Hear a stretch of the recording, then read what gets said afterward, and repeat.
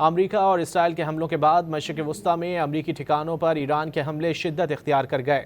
گزشتہ شب ریاض میں امریکی سفارت خانہ ایران کے ڈرونز حملوں کا نشانہ بنا، جس کے بعد سفارت خانے کی عمارت اور باہر کھڑی گاڑیوں میں آگ بھڑک اٹھی۔ بحرین اور کویت میں بھی امریکی فوجی ٹھکانوں کو ایران نے نشانہ بنایا۔ تل ابیب سمیت مختلف اسرائیلی شہر ایرانی میزائلوں کی زد میں آ گئے۔ امریکہ نے اب تک کے حملوں میں 6 فوجیوں کی ہلاک ہونے کی تصدیق کر دی۔ امریکہ اور اسرائیل نے آج پھر ایران میں مختلف مقامات پر بمباری کی۔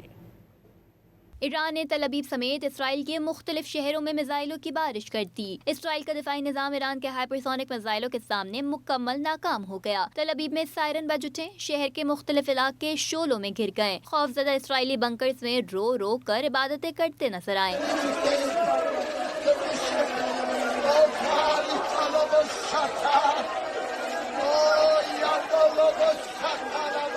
ایران کے میزائلوں سے رات میں دن کا سما دکھائی دیا۔ حیفا اور مقبوضہ مغربی کنارے کے شہر ہیبرون میں بھی میزائلوں سے حملے کیے گئے۔ سعودی دارالحکومت ریاض میں بھی امریکی سفارت خانہ ڈرون حملوں کا نشانہ بنا، جس کے بعد سفارت خانے کے اندر اور باہر کھڑی گاڑیوں میں آگ بھڑک اٹھی۔ سعودی حکومت کے مطابق اس واقعے میں معمولی نقصان ہوا۔ سعودی وزارت دفاع کے مطابق ریاض اور الخرج کے قریب 8 ڈرون مار گرائے گئے۔